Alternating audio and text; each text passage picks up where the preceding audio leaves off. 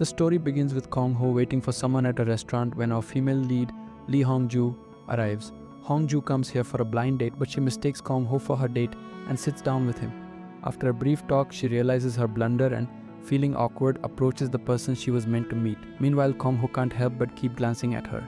On his way home, he spots her at a bus stop, tying her hair into a bun, which sparks a memory of school days when Hong-ju did the same. He watches as she strolls to a street food vendor, and unable to resist, he follows her and orders the same dish, hoping to strike up a conversation. When he tries to talk, Hong-ju remains silent, so he asks if she remembers him. To his surprise, she acknowledges him, revealing she knew who he was at the restaurant but chose to ignore him. When he inquires why, she shifts the topic, asking about his last decade and if he's kept in touch with anyone. She requests his phone number, mentioning that someone is eager to reconnect with him, Haiji, who has been waiting to see him. Kang Ho then asks if she's not happy to see him, catching Hong-ju off guard, causing her to accidentally spill her drink on him before she hurriedly leaves. The scene shifts to a flashback of students being punished for tardiness. Both Kang Ho and Hong-ju are late, and to escape punishment, she lies, claiming she was helping him with an injury, but he denies knowing her, leaving her to face the consequences alone. Later, he discovers a novel in his bag that Hong-ju secretly placed there, authored by someone named Jung Ho. Back in the present, Kang Ho waits for a call from Hong-ju, who is busy chatting with another school friend, Hai. Hong-ju tells Haiji that Kang Ho is back in town. The scene flashes back to when Hai confessed her love for a boy, who turned out to be Kang Ho. She asked Hong-ju to deliver a letter to him, which Hong-ju hesitantly agreed to after Hai promised to get her the address of Jan Ho, the author. Eventually, Hong-ju gives Kang Ho the letter, claiming it's from a friend, and asks him to reply in the book she placed in his bag. The next morning, Hai suggests a welcome party for Kang Ho at Sang-pil's restaurant.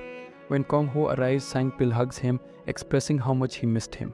Hei greets him with a handshake, but he doesn't recognize her at first, leading to a joke about her transformation since high school. Meanwhile, Hong-ju is stuck at work and is surprised to see Jun Ho, who mentions their long absence from each other. At the party, everyone waits for Hong-ju, who eventually arrives a bit tipsy. After some mingling, she finds the food too spicy and rushes out. Sang-pil suggests Kang Ho take Hong-ju home.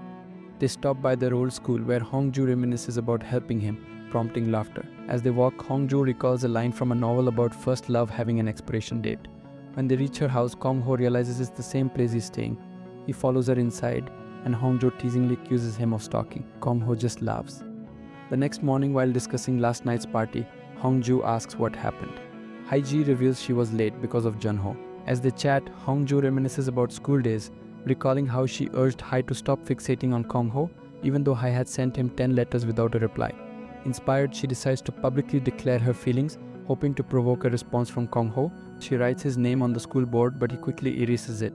Fast forward to now, Hai still has feelings for Kang Ho and dreams of marrying him. Kang Ho asks Uncle Baek if he can invite the girl from upstairs out, but Baek warns him he doesn't know her well and reminds him he's leaving soon. Ignoring the advice, Baek calls Hong-ju, asking if she can show his friend around the city. Hong-ju requests a picture, and Baek sends her a childhood photo of Kang Ho. The next morning, she's surprised to find Kang Ho downstairs, who explains that Baek is his uncle and he's the one exploring the city. He reveals the picture was of him. Initially hesitant, Hong-ju agrees to go when Kang Ho mentions her late arrival at the party. They head to an adventure park and have a blast. Meanwhile, Hai's father takes her trekking with Jong-ti, a boy she once blind dated. While trekking, Hai twists her ankle, but Jong-ti catches her just in time. Exhausted, she wants to rest and receives a message from Hong-ju saying she has something important to share. Hong-ju and Kang Ho pause for a noodle feast, wagering that the loser must heed the winner's commands. Despite the fiery spice, Hong-ju triumphs and insists Kang Ho follow her whims. They don quirky costumes and snap countless photos. During the fun, Hong-ju receives a call from Jun Ho but chooses to ignore it. Later, Kang Ho leads her to a riverside for a chat. As rain begins to fall, Hong-ju accidentally opens the car window, letting water pour in. In her fluster, Kang Ho helps close it, bringing them close enough to share a fleeting gaze before he retreats to his seat. Upon returning home, Kang Ho invites Hong-ju for some chicken, and she agrees before retreating to her room. Reminiscing about their school days, she questions Kang Ho about the unanswered letters, urging him to respond, even if it's a no. Kang Ho snaps back, asking if she's his friend's spokesperson, then walks away. Later, he confides in his friend Pil, who reminds him that he's never replied to anyone's letters. Kang Ho then visits the library, where he finds Hong-ju dozing off while drafting a reason for including Jun Ho's book. He finishes her note and submits it. Meanwhile, Hong-ju arrives at her animation company, where her boss introduces her to Jan Ho. Memories flood back of her chasing him at the airport, trying to stop him from leaving. Now, Jan-ho wants to collaborate on a novel with her company. They head to a restaurant discussing their past, but Hongju shuts down any deeper conversation. Exiting the restaurant, they bump into Mr. Beck and Kang-ho, who takes Hongju's hand and pulls her away.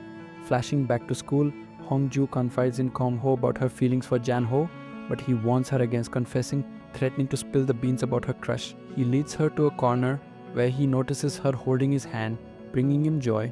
Hongju thanks him for his support, asking him to keep their moment a secret. Kang-ho comforts her, promising to keep their secret safe since they held hands. After thanking him, Hongjo leaves. Later, at the office, Kang-ho discovers everyone already knows about her and Jun-ho. When he gets home, he asks Mr. Beck about the boy with Hongjo. Mr. Beck reveals it was Jan-ho, shocking Kang-ho and triggering memories of school. He remembers how Hongjo adored Jan-ho's novels and wrote a lengthy recommendation for one in the library. Kang-ho recalls a day before a university interview when he spotted a girl sneaking out frightened. He realized it was Hongjo. When he asked her what she was doing, she ignored him and headed for the bus. Following her, they ended up on the same bus twice, where she questioned his presence. When the bus stopped, she invited him to join her, leading them to a military center where she confessed her feelings. Now, as Kang-ho shares this with Mr. Beck, he realizes Hongjo might be his first love. Mr. Beck, upset, warns him to stay away, believing she's not right for him. The next day, Mr. Beck visits Kang-ho at the office, sharing that his mom called with news of his promotion and a trip to the head office. Kang-ho feels a wave of disappointment and steps outside, where he runs into Hongju. She follows him and he spots her in a mirror, exclaiming, we meet again." Hongju suggests grabbing chicken and they head to a restaurant where he is also present. During their chat, Kang-ho mentions helping Hongju earlier, prompting her to kick him playfully to hush him. Then she makes an excuse to leave. Hei, who witnessed the exchange, asks Kang-ho if he likes Hongju, and he admits he does. She encourages him to confess his feelings before it's too late. The next morning, he is at school with Jong-tae, the PE teacher. She asks him how he'd feel if his first love dated his best friend. Jong-tae humorously replies that he'd be happy, making her laugh. He attempts to confess his feelings, but she leaves before he can finish. Meanwhile, Kang-ho prepares for his move to America, reminiscing about a time he and Hongju visited the military camp to see Jan-ho. They couldn't find him and left feeling down, ending up at a restaurant where the spicy noodles made Hongju cry. She insisted on meeting Jan-ho, but Kang-ho suggested he might not want to see her, which only made her cry more.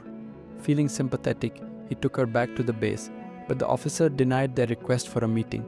By the time they left, they missed the last bus and had to stay, lost in memories.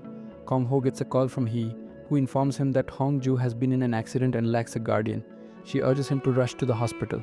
Upon arrival, he finds Hongju with injuries to her leg and head. A flashback reveals her mother arguing with her stepdad, who wants to send Hongju away. Her mother stands firm, insisting that she will decide Hongju's fate. Back in the present, Hongju lies in the hospital bed, lifting her hand, which Kang-ho takes. She reassures him that she's okay and insists he should go home, downplaying the accident. Kang-ho places her hand on his chest, questioning her dismissal of the situation. As they sit together, a doctor enters, prompting Hongju to jokingly suggest he should check his heart too.